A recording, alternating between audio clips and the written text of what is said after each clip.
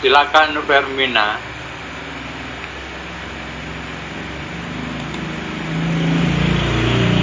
Mari kita mau bersatu dalam doa. Kami bersyukur di hadapan-Mu pada pagi hari ini Tuhan. Terima kasih buat penyertaan-Mu, pertolongan Tuhan. Pada tadi malam hingga pada pagi hari ini kami boleh bangun Tuhan tanpa kekurangan satu apapun. Terima kasih buat nafas, terima kasih buat kekuatan sampai hari ini kami boleh terima di dalam Tuhan. Dan biarlah sepanjang hari ini Tuhan Engkau yang menyertai setiap kami, dan bahkan apapun yang kami lakukan biarlah Tuhan yang berotoritas dalam kehidupan kami. Saat ini Tuhan kami mengucap syukur buat kesempatan yang sudah beri bagi setiap kami boleh beribadah bersama. Bapa yang baik, sebentar kami akan mau merenungkan renungan pada pagi hari ini. Tuhan Yesus, biarlah firman-Mu yang terus berbicara bagi setiap kami di dalam hati kami Tuhan. Apapun yang kami dapatkan biarlah dari Tuhan. Terima kasih Bapak, terima kasih Yesus, Engkau berkati kami semua yang ikut Zoom ini Tuhan. Online ini kami percaya bahwa Tuhan menyertai setiap kami, menolong setiap kami, bahkan biarlah Tuhan yang berbicara dalam hati kami ketika kami mendengarkan firman-Mu dan mampukan hamba Tuhan pun yang hamba sampaikan. Biarlah Tuhan Yesus kami boleh menerima dengan baik, dan firman-Mu yang hari ini Tuhan Yesus bisa menopang kami sepanjang hari ini. Terima kasih Tuhan Yesus, kami bersyukur. Haleluya, amin. Oke, saya sapa kita dulu. Shalom. Shalom. Shalom, shalom. Karena ini ya shalom. Oke, terima kasih buat kesempatan yang sudah diberikan kepada saya. Saya juga udah lama nggak ikut doa. Maaf, karena ada beberapa hal yang salah satunya saya tidak bisa bangun pagi setiap Sabtu.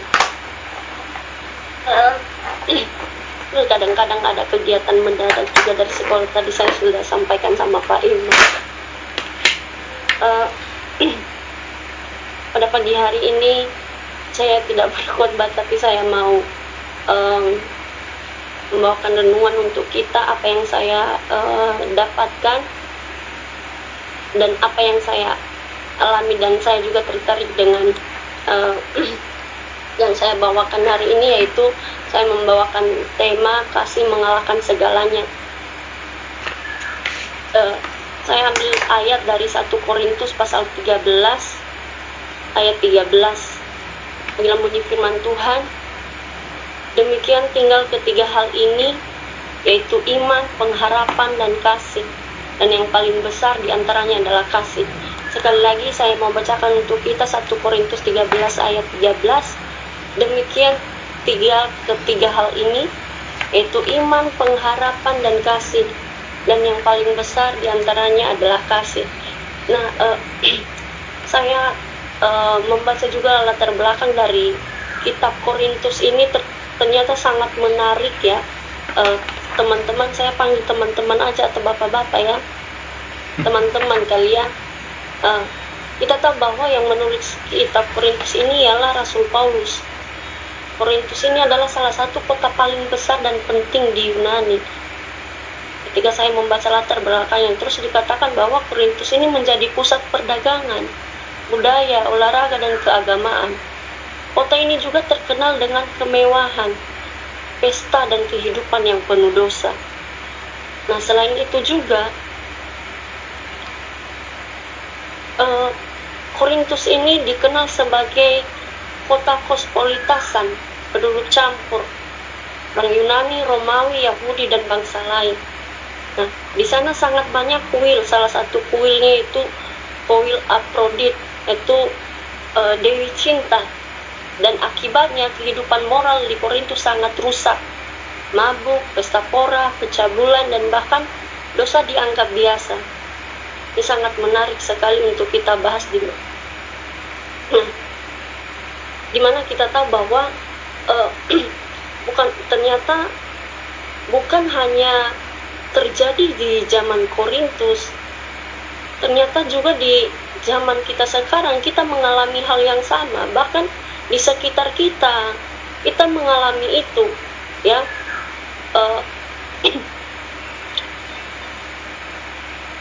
Semakin eh, di sekitar kita bisa banyak melihat, dan bahkan mungkin kita punya keluarga, banyak orang-orang yang menganggap dirinya bahwa miliknya sendiri. Dia tidak mengindahkan kasih Tuhan di dalam kehidupannya, ya. Semakin banyak manusia sekarang melakukan hal-hal pelanggaran yang mereka anggap itu hal biasa. Mereka anggap itu, saya nonton TikTok kemarin, terus dijelaskan di sana bahwa mereka menganggap, terus ada video neraka. Nah, di video itu, di neraka itu orang masih bisa bersenang-senang, orang masih bisa menikmati kehidupannya, dan orang masih happy di sana. Di pikiran saya bahwa sekarang neraka itu mereka menganggap tempat biasa, yang kita tahu bahwa dalam Alkitab neraka itu adalah tempat penyiksaan, dan dunia sekarang menganggap itu hal biasa. Nah, itu adalah salah satu kekeliruan, ya. Ketika mereka menganggap itu neraka itu adalah hal biasa, di mana mereka masih bisa menikmati kehidupan mereka, berfoya-foya, bahkan mabuk-mabukan di sana, bersenang-senang, mereka masih bisa menikmati itu. Itu yang harus kita ubah, atau gereja harus ubah pemikiran-pemikiran seperti itu, karena itu adalah salah satu ajaran sesat, dan orang banyak mengikuti. Lucunya banyak orang yang mengikuti, dan melihat video itu mereka tertarik, oh ternyata seperti ini, ya. Tidak seseram itu, dan tidak seperti yang orang-orang sampaikan, atau hamba-hamba Tuhan sampaikan, atau firman Tuhan sendiri menyampaikan. Nah, itu adalah suatu kekeliruan. Dosa sudah dianggap biasa saja, dosa sudah dianggap ya udah. Jadi orang-orang ketika berbuat dosa, makanya jangan kita jangan heran lagi jika orang ketika berbuat dosa dia tidak merasa bersalah. Ketika dia berdosa, dia tidak minta ampun sama Tuhan, karena dia sudah, ada beberapa orang yang sudah mempercayai bahwa neraka itu bukan seseram apa yang orang sampaikan, apa yang hamba-hamba Tuhan sampaikan, atau firman Tuhan sampaikan. Jadi itu adalah suatu kekeliruan, dan saya menyadari bahwa disitulah peran gereja yang sebenarnya, ya. Peran gereja, mungkin saat ini gereja di dunia beribu-ribu, tapi kadang-kadang saya berpikir kenapa, ya, tidak orang-orang, apa yang mungkin bisa dikatakan bahwa, ya, panggilan seseorang. Saya berpikir gini, terlalu banyak gereja, dan kenapa hal-hal seperti tidak bisa teratasi. Saya berpikir bahwa ternyata firman Tuhan itu nggak semua merespon. Memang ketika mereka mendengar, ketika mereka sering mendengar lah ketika di Injil, dikabarin Injil, tapi kan memang nggak semua orang dapat merespon firman itu. Makanya dikatakan bahwa gereja mau berperan bagaimanapun, tapi jika orang-orangnya tidak mau menerima Injil itu, ya pada dasarnya akan terjadi seperti itu. Terus saya ini sama diri saya sendiri, sampai hari ini saya mengatakan apa yang sudah saya lakukan juga untuk di sekitar saya, di lingkungan saya, bahkan gereja saat ini di mana saya melayani, gitu loh. Karena saya tahu bahwa pelayanan saya saat ini, kebanyakan kita di sana anak muda, memang kadang-kadang saya pernah di tahap ya udahlah bodo amat sama mereka. Saya nggak terlalu welcome gara-gara mungkin ada sesuatu hal, tapi saya berpikir kembali bahwa itu adalah tugas saya. Itu adalah tugas saya harus mengayomi mereka, bagaimanapun itu adalah tugas saya.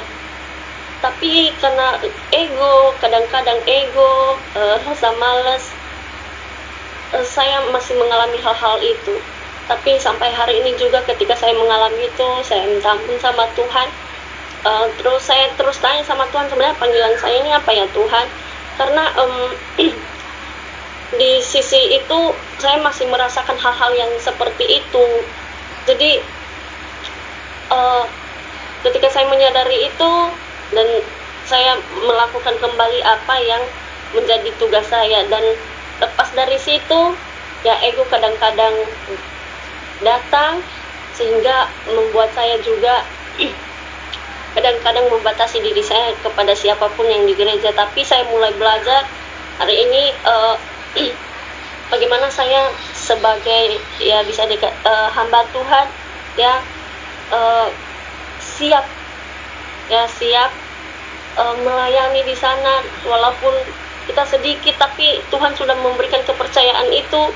Dan saya percaya bahwa ketika Tuhan sudah taruh kita di sana, saya di sana, ada yang Tuhan mau di dalam kehidupan saya. Karena memang ke depan saya nggak tahu, saya punya rencana juga, tapi saya mau belajar dan fokus supaya apa yang menjadi harapan-harapan ke depan boleh tercapai. Dan itu yang saya rasakan hari-hari ini. Saya tidak tahu teman-teman sini mengalami itu ketika melayani, mungkin ada merasa bosan, mungkin merasakan capek, dan bahkan kadang-kadang nggak peduli dengan jemaat.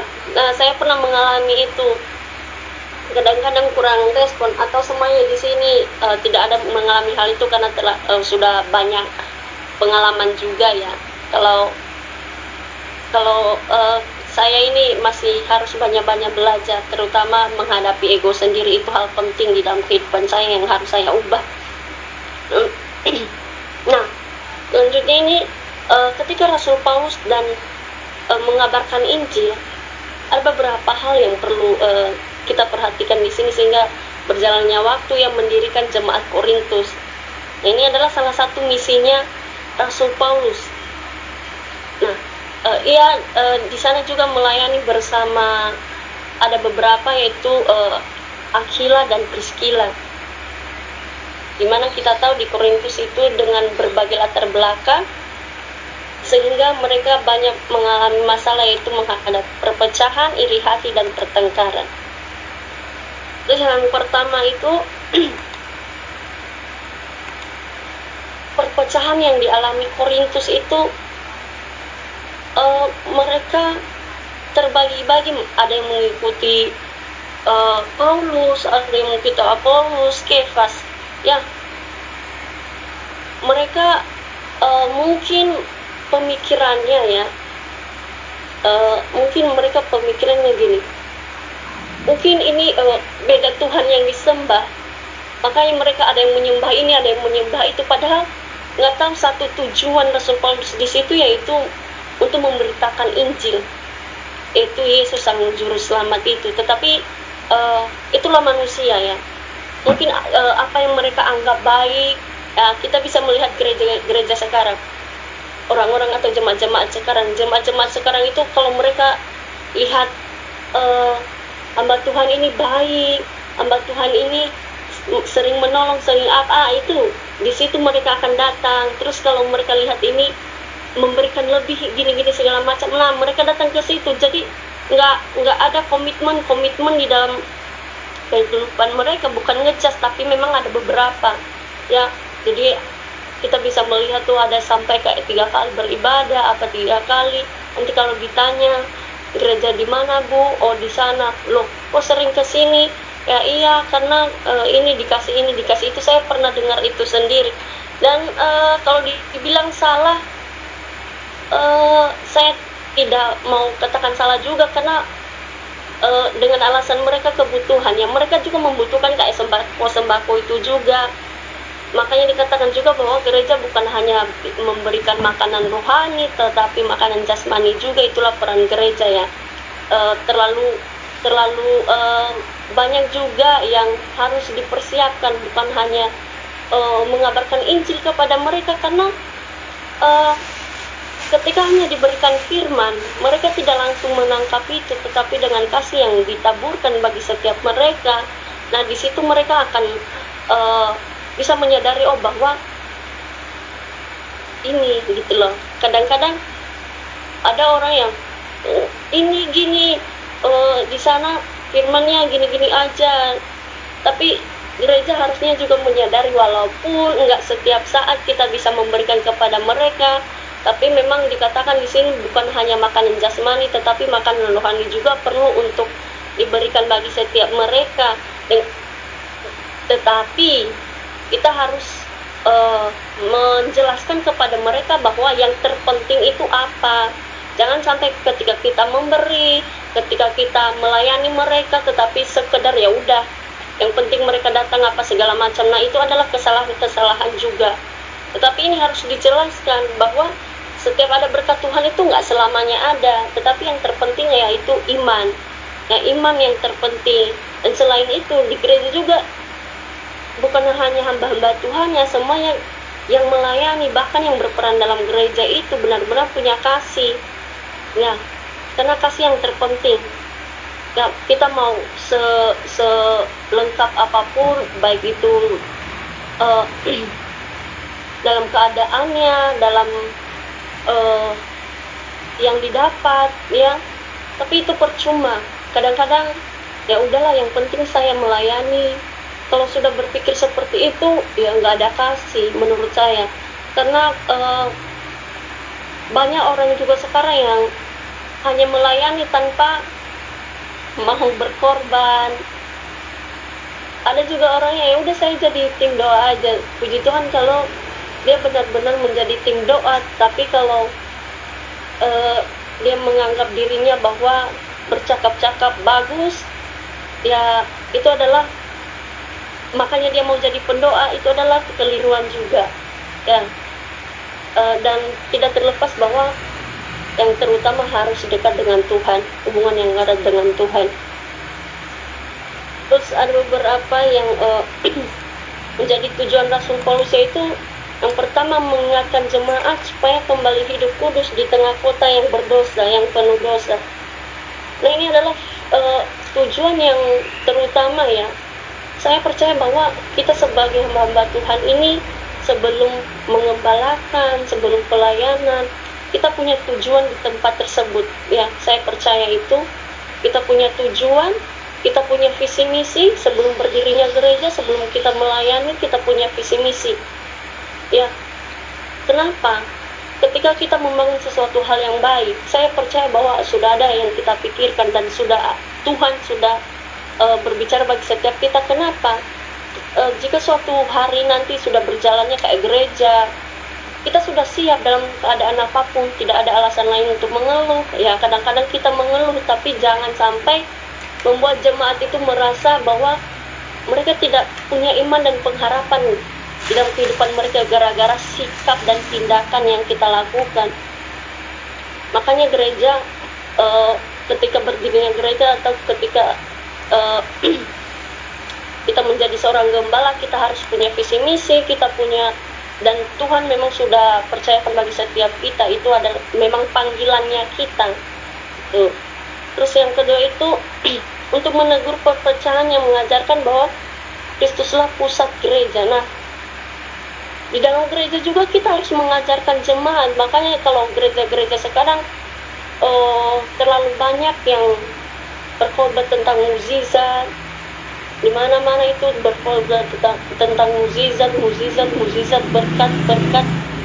Kadang-kadang gereja-gereja sekarang sudah mulai hilang siapa itu Sang Kristus dan siapa itu Sang Juru Selamat, gitu loh. Mereka hanya ketika kamu percaya sama Tuhan, kamu akan diberkati. Ketika lebih lucunya lagi, kalau ada yang khotbah seperti ini dalam perpuluhan, semakin banyak kamu memberi, semakin banyak kamu menerima. Ya, itu tidak salah, tapi jangan sampai itu tujuan utama, gitu loh. Jangan sampai nanti jemaat merasa bahwa kalau saya tidak punya berarti Tuhan enggak memberkati saya. Itu adalah pemikiran-pemikiran yang membuat mereka nantinya jauh daripada Tuhan. Karena ada beberapa juga yang mengalami hal itu. Tetapi kalau di tempat saya melayani saat ini juga, sepertinya perpuluhan itu juga nggak terlalu ditekankan ya, maupun persembahan. Tapi bukan itu yang terpenting ya. Yang terpenting itu ketika mereka tahu siapa yang mereka sembah dan siapa yang mereka puji. Karena ketika mereka hanya memikirkan hal-hal yang membebani mereka, itu yang membuat jemaat nggak mau beribadah, dan ya hal-hal sepele yang membuat mereka jauh daripada Tuhan atau pindah gereja seperti itu. Terus yang ketiga, untuk menekankan pentingnya kasih sebagai dasar pelayanan. Nah, ini yang terpenting. Begitu, karena saat ini kita semua melayani di gereja. Nah, kita tahu bahwa harusnya harusnya gereja bisa menjadi penompang untuk jemaat, ya, bisa menjadi penumpang untuk jemaat. Berarti kita bisa harusnya kita bisa menjadi tempat curhat mereka, kita bisa menjadi tempat mereka berbagi. Itulah gereja yang sesungguhnya. Tapi kadang-kadang peran gereja ini kurang. Peran gereja ini tidak sesuai apa yang dengan firman Tuhan, ya. Kadang-kadang ya udah sekedar dibangun, tidak ada pembangunan rohani kayak komsel apa segala macam, misi nggak ada. Harusnya itu peran gereja benar-benar peran gereja itu harus benar-benar dibangun, mulai dari komsel untuk pemudanya, apa kegiatan apa yang diberikan untuk membangun iman mereka. Tapi ada beberapa gereja sekarang yang ya udah beribadah cukup sampai di situ aja. Dan